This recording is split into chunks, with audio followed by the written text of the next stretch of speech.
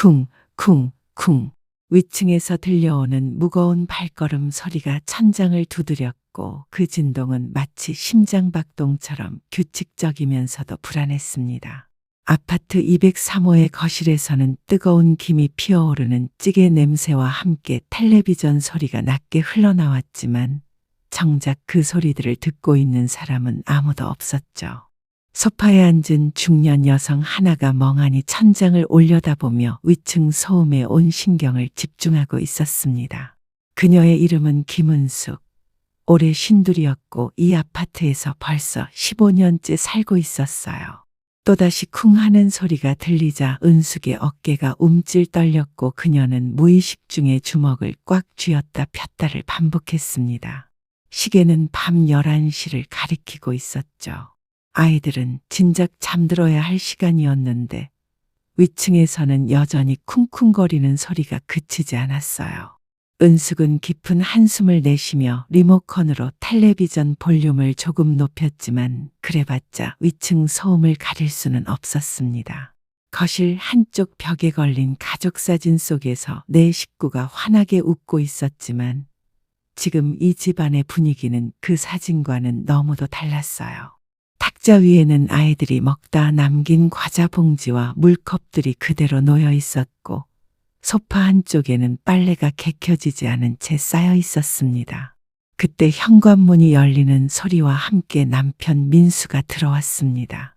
그는 피곤한 얼굴로 신발을 벗으며 오늘도 늦었다고 중얼거렸죠. 은숙은 고개를 돌려 남편을 바라보았지만 여전히 천장에서 들려오는 소리 때문에 제대로 인사할 수도 없었어요. 민수는 거실로 들어서며 아내의 굳어진 표정을 보고서야 무언가 이상하다는 걸 눈치챘습니다. 위에서 또 소리가 나네 하고 은숙이 작은 목소리로 말했어요. 민수는 잠시 귀를 기울이더니 고개를 가로저었죠. 그냥 넘어가자고 별일 아니라고 말했지만 은숙의 얼굴에는 이미 참을 수 없다는 표정이 가득했습니다. 복도 쪽에서 방문이 열리는 소리가 들렸고 잠옷을 입은 중학생 딸 지민이가 나타났어요. 엄마, 위층 소리 때문에 공부가 안 돼요. 하며 짜증 섞인 목소리로 말했습니다. 이어서 초등학생 아들 준호도 졸린 눈을 비비며 나왔죠. 무서워서 잠이 안 온다고 위층에서 귀신이 뛰어다니는 것 같다고 중얼거렸어요. 그 순간 마치 운명처럼 위층에서 무언가 무거운 것이 떨어지는 듯한 큰 소리가 울려 퍼졌고 은숙은 그만 소파에서 벌떡 일어났습니다. 이제 정말 한계였어요. 석 달 동안 참고 또 참았지만 아이들까지 이렇게 힘들어하는 모습을 보니 더 이상 견딜 수가 없었습니다. 사실 은숙이 위층 소음에 이렇게까지 예민하게 반응하게 된 건 그리 오래되지 않았습니다. 석 달 전만 해도 그녀는 아파트 소음 정도는 당연한 것이라고 여기며 살았거든요.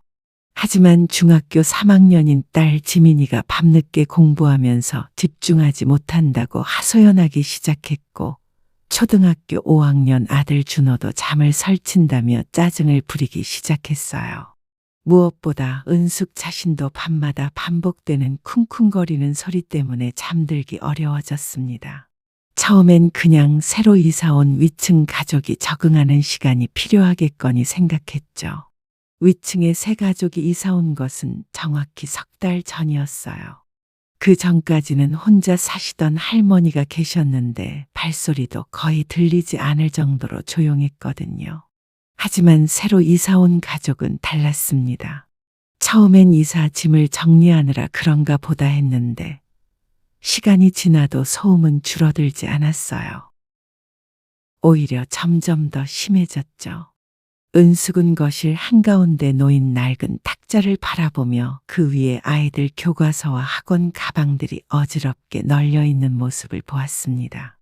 이 모든 게 다 아이들을 위한 것인데 정작 아이들이 제대로 공부할 수 있는 환경조차 만들어주지 못하고 있다는 생각에 마음이 무거워졌어요. 민수는 여전히 조용히 넘어가자는 입장이었습니다. 그는 매일 아침 7시에 나가서 밤 10시가 넘어서야 들어오는 직장 생활에 지쳐 있었고 집에서만큼은 조용히 쉬고 싶어 했거든요. 이웃과 다툼을 벌이는 것보다는 그냥 참고 사는 게 낫다고 생각했죠. 회사에서도 스트레스가 많은데 집에서까지 신경 쓸 일을 만들고 싶지 않다고 했어요. 하지만 은숙의 생각은 달랐습니다. 아이들이 매일 밤 힘들어하는 모습을 보면서 엄마로서 뭔가 해야 한다는 책임감이 점점 커져갔습니다. 특히 지민이가 곧 고등학교에 진학해야 하는 중요한 시기였거든요. 벽에 걸린 가족 사진을 바라보던 은숙은 그 속에서 웃고 있는 내 식구의 모습이 지금과는 너무 다르다는 걸 느꼈습니다. 그 사진은 이 아파트로 이사 온 첫 해에 찍은 것이었어요. 그때는 모든 게 새로웠고 아이들도 어렸고 가족 모두가 행복했었죠. 언제부터인가 집안 분위기가 무거워졌고 아이들도 예전만큼 밝지 않았어요. 지민이는 공부에 집중하지 못한다며 짜증을 늘어놓았고 준호는 밤마다 무서워하며 부모 방으로 들어오곤 했습니다. 이 모든 변화의 시작점에 위층 소음이 있다는 걸 은숙은 분명히 알고 있었어요. 그날 밤도 어김없이 위층에서 쿵쿵거리는 소리가 들려왔습니다. 은숙은 시계를 확인했어요. 밤 11시 반이었죠. 내일 아침 7시에 일어나야 하는 아이들은 아직도 잠들지 못하고 있었고 그 사실만으로도 은숙의 가슴 속에는 뜨거운 무언가가 치밀어 올랐습니다. 부엌에서 설거지를 마치고 돌아온 은숙은 아이들 방문 앞에 서서 귀를 기울였어요. 지민이는 작은 소리로 투덜거리며 교과서 페이지를 넘기고 있었고 준호는 이불 속에서 뒤척이는 소리가 들렸습니다. 이런 상황이 벌써 석 달째 계속되고 있었죠. 은숙은 문득 자신의 어머니가 했던 말이 떠올랐어요. 집은 가족이 편히 쉴 수 있는 곳이어야 한다고, 그래야 진짜 집이라고 할 수 있다고 했던 그 말이요. 하지만 지금 이 집은 그런 곳이 아니었습니다. 매일 밤 긴장하며 위층 소음을 기다려야 하고 아이들은 제대로 잠들지도 공부에 집중하지도 못하는 곳이었어요.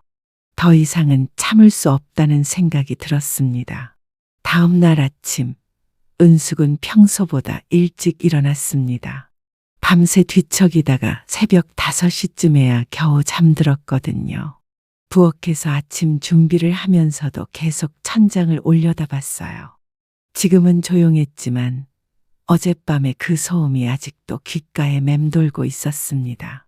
지민이와 준호가 아침을 먹으러 나왔을 때 두 아이 모두 평소보다 기운이 없어 보였어요. 지민이는 멍한 표정으로 밥숟가락을 들었고 준호는 계속 하품을 했습니다.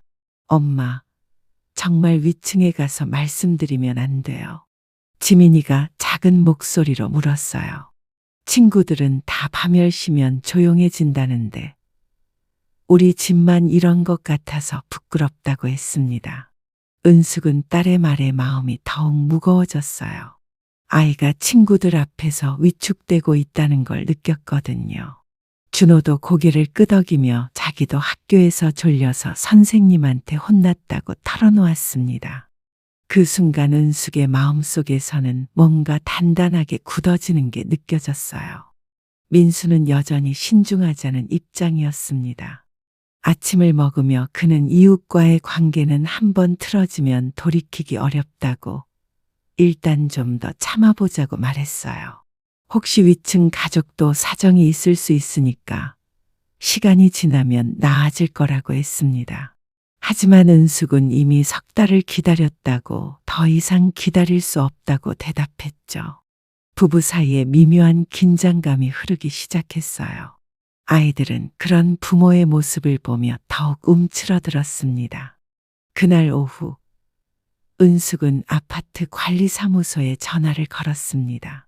관리사무소 직원은 정중하게 상황을 들어주었지만 직접적으로 할 수 있는 건 별로 없다고 했어요.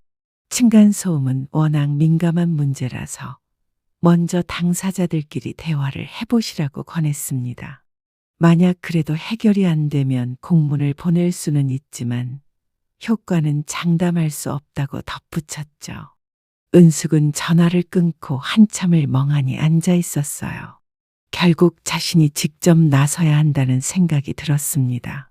저녁 무렵 은숙은 용기를 내어 위층으로 올라갔습니다. 303호 앞에서 한참을 망설이다가 초인종을 눌렀어요.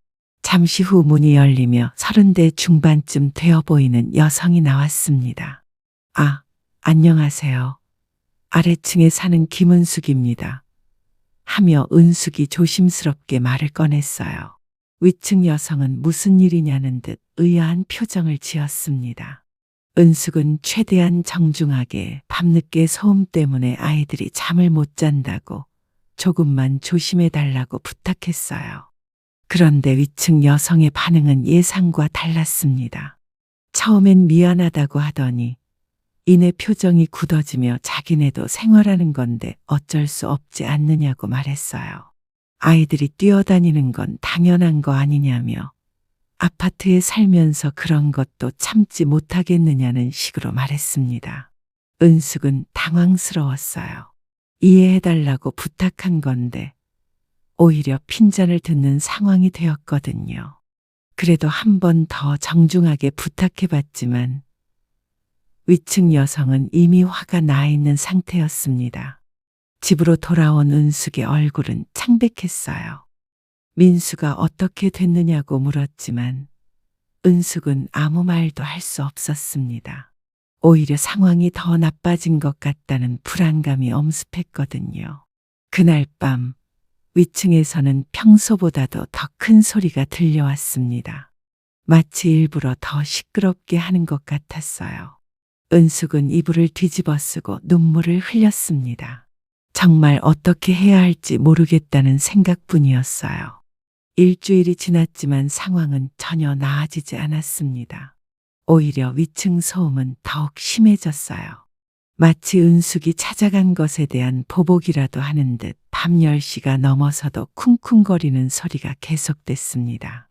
심지어 주말 아침에도 일찍부터 시끄럽게 하더라고요. 은숙은 점점 예민해졌고 작은 소리에도 깜짝깜짝 놀라게 됐어요. 밤에는 잠들기가 어려웠고 낮에는 늘 피곤했습니다. 지민이의 성적이 떨어지기 시작했어요. 중간고사 결과를 받아본 은숙은 충격을 받았습니다. 평소 상위권을 유지하던 딸이 반에서 중간 정도로 떨어진 거였어요. 지민이는 밤에 집중이 안 돼서 공부를 제대로 못했다고 도서관에 가려고 해도 늦은 시간엔 집에 와야 하니까 결국 집에서 공부해야 하는데 소음 때문에 안 된다고 울먹이며 말했습니다. 은숙은 딸을 안아주면서 미안하다고 엄마가 뭔가 해결책을 찾아보겠다고 약속했어요. 준호는 학교에서 자꾸 조는 바람에 담임 선생님으로부터 전화를 받았습니다.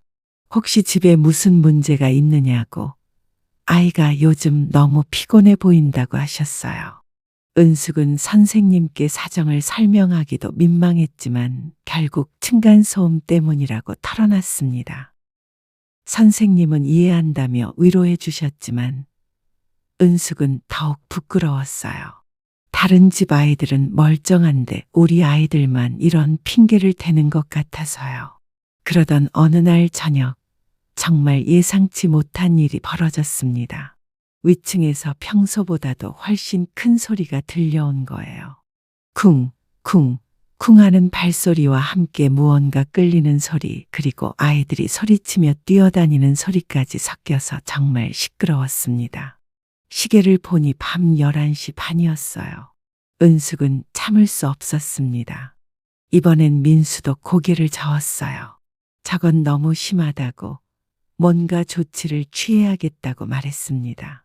은숙은 다시 위층으로 올라갔습니다. 이번엔 민수도 함께 갔어요.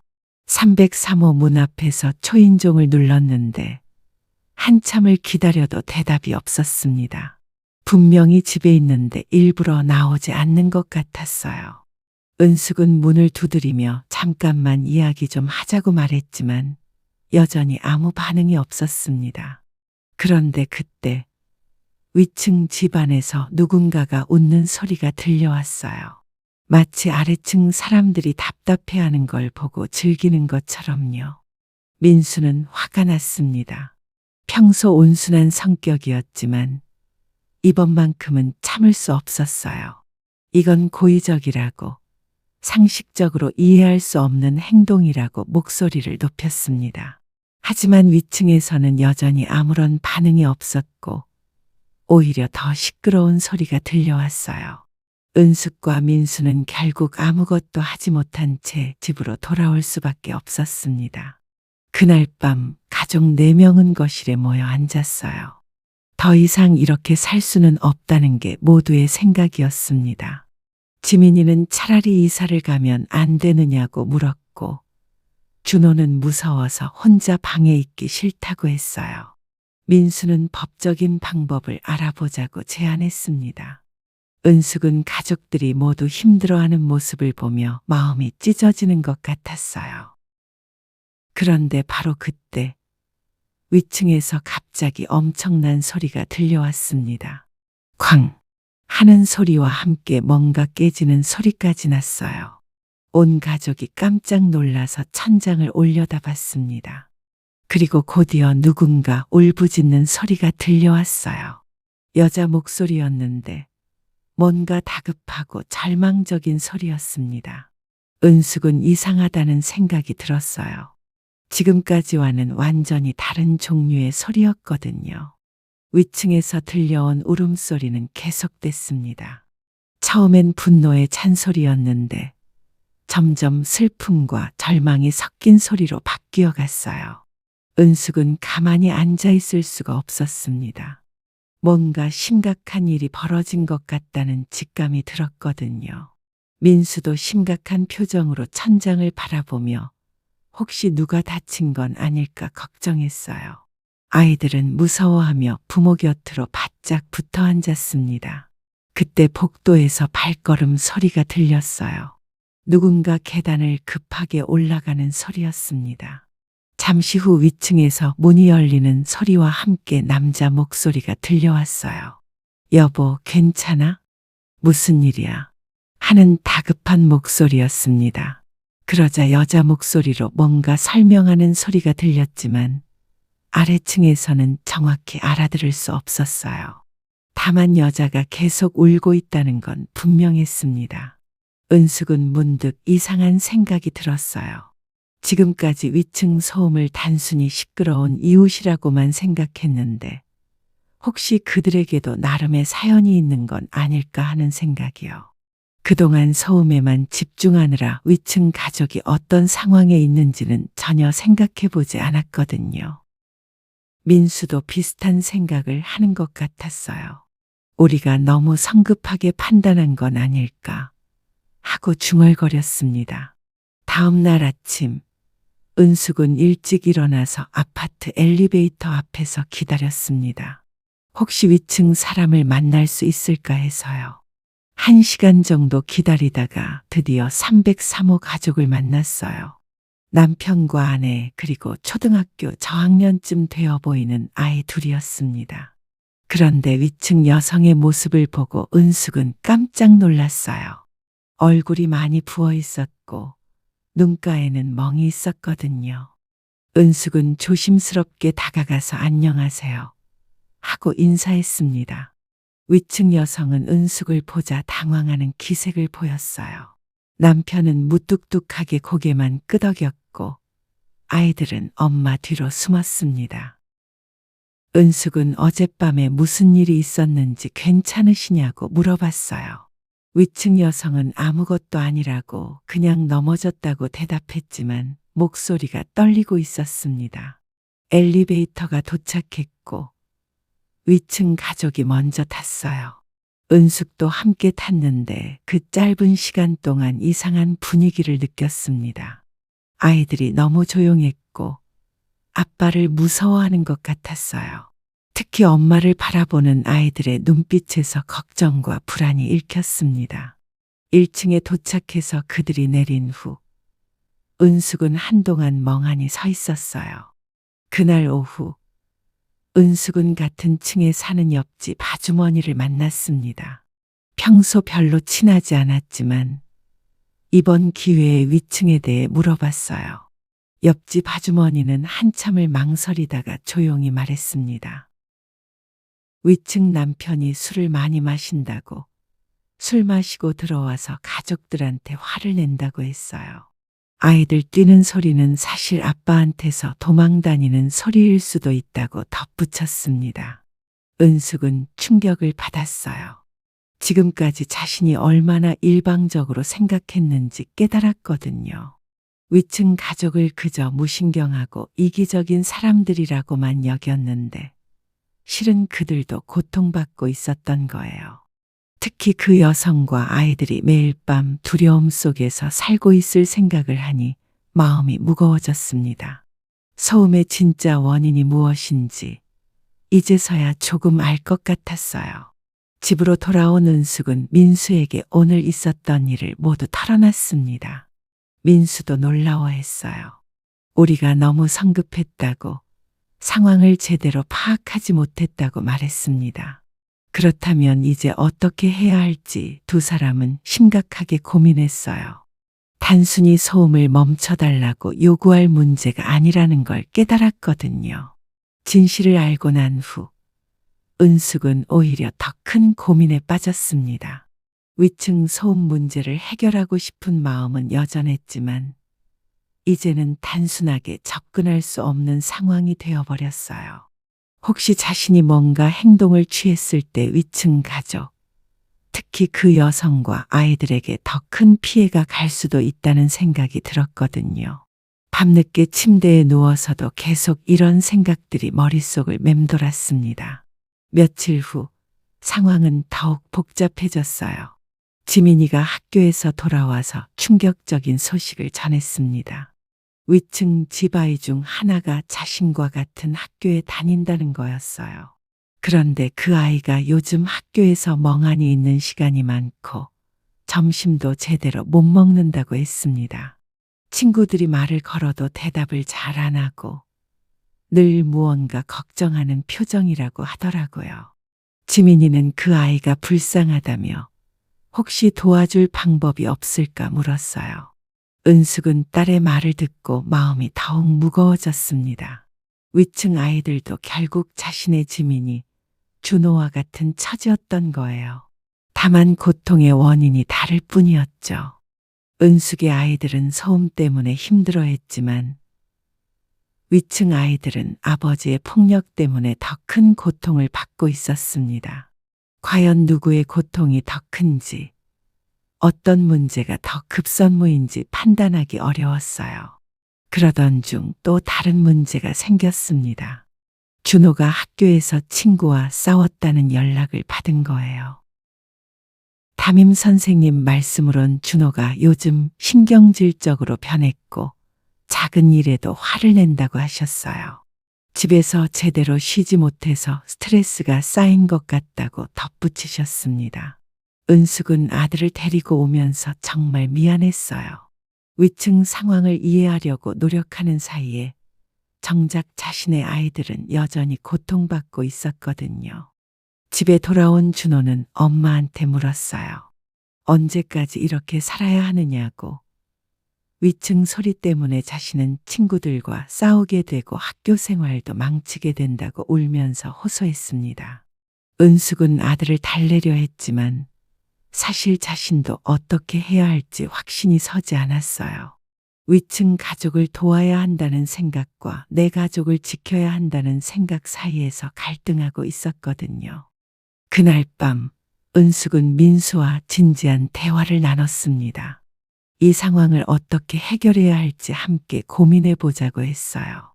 민수는 일단 전문기관에 신고하는 게 맞다고 생각한다고 말했습니다.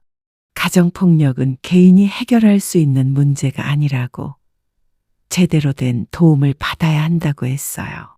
하지만 은숙은 걱정이 앞섰습니다.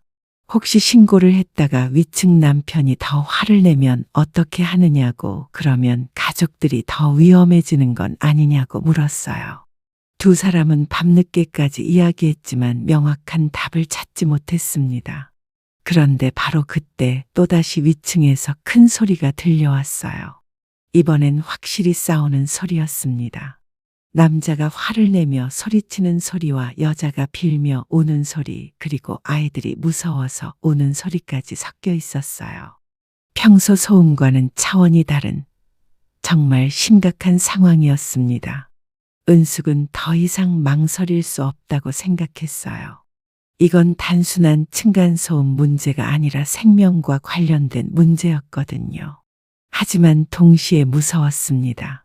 자신이 개입했을 때 과연 좋은 결과가 나올지, 아니면 모든 게 더 꼬일지 알 수 없었어요.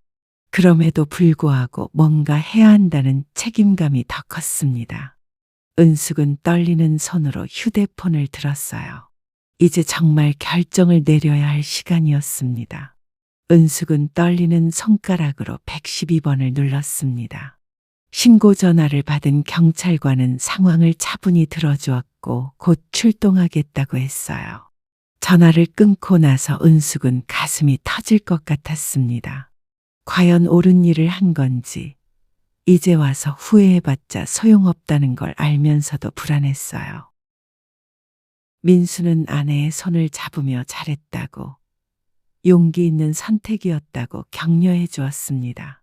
15분 후 아파트 입구에 경찰차가 도착했어요. 은숙과 민수는 창문으로 내려다보며 경찰관 2명이 건물로 들어가는 모습을 지켜봤습니다. 위층에서는 여전히 소란스러운 소리가 들렸지만 경찰이 온다는 걸 모르는 것 같았어요. 잠시 후 복도에서 발걸음 소리와 함께 인터폰 누르는 소리가 들렸습니다. 그리고 경찰관의 목소리가 들려왔어요. 신고가 들어와서 왔다고, 문을 열어달라고 하는 소리였습니다. 위층이 갑자기 조용해졌어요. 마치 시간이 멈춘 것 같았습니다. 한참을 기다리던 경찰관이 다시 인터폰을 눌렀고, 이번에는 좀 더 강하게 문을 열라고 했어요. 그제서야 위층 문이 열리는 소리가 들렸습니다.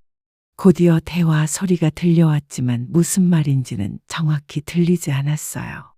다만 남자 목소리로 뭔가 해명하는 소리와 경찰관이 차분하게 상황을 묻는 소리가 섞여 있었습니다. 그때 복도에서 또 다른 발걸음 소리가 들렸어요. 누군가 계단을 뛰어 내려가는 소리였습니다. 은숙이 문구멍으로 살펴보니 위층 여성이 아이들을 데리고 급하게 내려가고 있었어요. 여자는 가방 하나만 들고 있었고 아이들은 잠옷 차림이었습니다.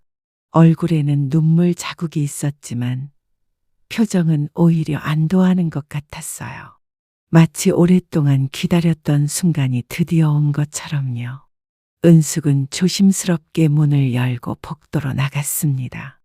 위층 여성과 눈이 마주쳤어요. 잠시 서로를 바라보던 여성이 고개를 숙이며 죄송하다고 말했습니다. 그동안 소음 때문에 많이 힘드셨을 텐데 미안하다고, 자신도 어쩔 수 없는 상황이었다고 눈물을 흘리며 설명했어요. 은숙은 그녀의 손을 잡고 괜찮다고, 오히려 자신이 늦게 알아서 미안하다고 대답했습니다. 위층 여성은 고맙다고 했어요. 만약 오늘 신고가 없었다면 정말 큰일이 날 뻔했다고, 아이들을 생각하면 더 이상 참을 수가 없었다고 말했습니다. 그녀는 이미 여성 쉼터에 연락해뒀다고, 당분간 그곳에서 아이들과 함께 지낼 예정이라고 했어요. 새로운 시작을 할 수 있게 도와줘서 정말 고맙다며 몇 번이나 고개를 숙였습니다. 아이들도 은숙에게 인사를 했어요. 작은 목소리로 고맙다고, 그동안 시끄럽게 해서 미안했다고 말하는 모습이 너무나 애틋했습니다. 은숙은 아이들을 안아주며 괜찮다고, 앞으로는 마음껏 뛰어놀 수 있을 거라고 위로해 주었어요. 그러자 아이들이 처음으로 환하게 웃었습니다. 그 웃음을 보니 은숙의 마음도 따뜻해졌어요. 위층에서는 경찰관과 남편이 여전히 대화를 나누고 있었습니다. 남편은 자신은 잘못한 게 없다고, 단순한 부부싸움일 뿐이라고 항변하고 있었어요. 하지만 경찰관은 신고 내용과 현장 상황을 토대로 조사하겠다고, 일단 함께 서로 가자고 말했습니다. 얼마 후 남편이 경찰관과 함께 건물을 나가는 모습이 보였어요. 은숙은 위층 가족을 배웅하며 연락처를 주고받았습니다. 혹시 도움이 필요하면 언제든 연락하라고, 아이들 걱정은 하지 말라고 당부했어요. 위층 여성은 눈물을 글썽이며 정말 고맙다고 또 한 번 말했습니다. 그리고 택시를 타고 떠나기 전에 마지막으로 말했어요. 이제야 진짜로 숨을 쉴 수 있을 것 같다고, 아이들도 편히 잠들 수 있을 거라고요. 택시가 사라진 후 은숙은 한동안 그 자리에 서 있었습니다. 복잡한 감정이 밀려왔어요. 안도감, 뿌듯함, 그리고 약간의 아쉬움까지 섞여 있었습니다. 하지만 분명한 건 옳은 일을 했다는 확신이었어요. 비록 시작은 자신의 가족을 위해서였지만 결과적으로는 더 큰 고통을 받던 가족을 도울 수 있었거든요. 한 달이 지났습니다. 위층은 이제 완전히 조용했어요. 새로운 세입자가 들어왔지만 밤 9시 이후엔 정말 조용했습니다. 은숙의 가족들도 서서히 일상을 되찾아가고 있었어요. 지민이는 다시 집에서 밤늦게 공부할 수 있게 되었고 성적도 점점 회복되고 있었습니다. 준호는 밤에 깊게 잠들 수 있게 되면서 학교에서도 예전의 밝은 모습을 되찾았어요. 가족 모두가 오랜만에 평온한 시간을 보내고 있었습니다. 어느 토요일 오후 은숙에게 낯선 번호로 전화가 왔어요. 위층에 살던 그 여성이었습니다. 목소리가 많이 밝아져 있었어요. 아이들과 함께 새로운 곳에서 잘 지내고 있다고, 정말 고맙다는 인사를 전하고 싶어서 연락했다고 말했습니다. 아이들도 이제 마음껏 뛰어놀 수 있게 되었고 학교 생활도 많이 나아졌다고 했어요. 은숙은 그 소식을 들으니 마음이 따뜻해졌습니다. 그 여성은 또 하나의 소식을 전했어요. 얼마 전 이혼이 성사되었다고, 이제 정말로 새로운 시작을 할 수 있게 되었다고 했습니다. 무엇보다 아이들이 아빠를 무서워하지 않아도 되니까 얼마나 좋은지 모르겠다며 기뻐했어요. 은숙은 진심으로 축하한다고, 앞으로도 좋은 일만 있기를 바란다고 말해주었습니다. 전화를 끊고 나서 은숙은 정말 다행이라는 생각이 들었어요. 그날 저녁 가족 4명은 오랜만에 함께 저녁을 먹으며 그동안의 일들을 이야기했습니다. 지민이는 위층 아이가 학교에서 많이 밝아졌다고, 친구들과도 잘 어울리고 있다고 전해주었어요. 준호도 이제 밤에 무서워하지 않아도 된다며 좋아했습니다. 민수는 아내를 보며 정말 용기 있는 선택이었다고, 자랑스럽다고 말해주었어요. 은숙은 이 모든 경험을 통해 많은 걸 배웠다고 생각했습니다. 처음엔 단순히 자신의 가족만 생각했었는데 결국엔 더 큰 문제를 해결하는 데 도움이 되었거든요. 때로는 용기를 내어 행동하는 것이 얼마나 중요한지 깨달았어요. 만약 그냥 참고만 있었다면 위층 가족은 여전히 고통받고 있었을 테고 자신의 가족도 계속 힘들었을 거라고 생각했습니다. 거실에 걸린 가족 사진을 바라보며 은숙은 미소를 지었습니다. 사진 속 가족의 모습처럼 다시 행복한 시간을 보낼 수 있게 된 거예요. 아니, 어쩌면 예전보다 더 소중하게 느껴지는 것 같았습니다. 힘든 시간을 함께 견뎌냈기 때문에 가족의 소중함을 더욱 깊이 느낄 수 있었거든요. 창문을 열어 환기를 시키며 은숙은 바깥 공기를 깊게 마셨습니다. 상쾌한 바람이 집 안으로 들어왔어요. 더 이상 위층 소리에 신경 쓰지 않아도 되는 평온함이 정말 소중하게 느껴졌습니다. 하지만 그보다 더 의미 있는 건 어려운 상황에 있는 이웃을 도울 수 있었다는 사실이었어요. 몇 주 후 은숙은 아파트 게시판에서 가정폭력 예방 캠페인 포스터를 보게 되었습니다. 혹시 도움이 필요한 이웃이 있다면 주저하지 말고 신고해달라는 내용이었어요. 은숙은 그 포스터를 보며 뿌듯함을 느꼈습니다. 자신의 작은 용기가 다른 누군가에게도 희망이 될 수 있다는 걸 알았거든요. 그날 밤 집은 정말 조용했습니다. 아이들이 편안하게 잠든 숨소리만 들릴 뿐이었어요. 은숙은 침대에 누워 천장을 바라보며 생각했습니다. 이제야 진짜 집다운 집이 되었다고, 가족 모두가 편히 쉴 수 있는 공간이 되었다고요. 그리고 무엇보다 다른 가족도 이런 평온함을 찾을 수 있게 도왔다는 것에 깊은 만족감을 느꼈습니다. 바람이 커튼을 살랑이며 방 안으로 들어왔어요. 그 바람은 마치 새로운 시작을 알리는 신호 같았습니다. 은숙과 그녀의 가족, 그리고 위층에 살던 그 가족 모두에게 말이에요. 때로는 가장 어려운 순간에 용기를 내는 것이 모든 사람에게 가장 좋은 결과를 가져다 준다는 걸 은숙은 이제 알고 있었습니다.